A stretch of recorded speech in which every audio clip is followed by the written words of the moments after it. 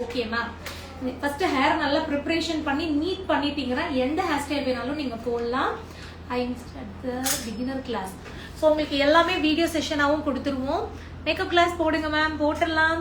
Class was very satisfied ma'am. Makeup class போடுங்க ma'am, போட்டுடலாம்.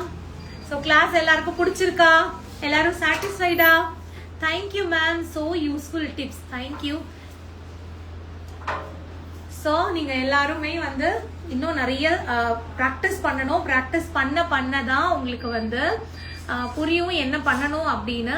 Very nice and perfect ma'am. தேங்க்யூமா. Nice teaching ma'am. Thank you. Thank you. Thanks a lot. Thank you.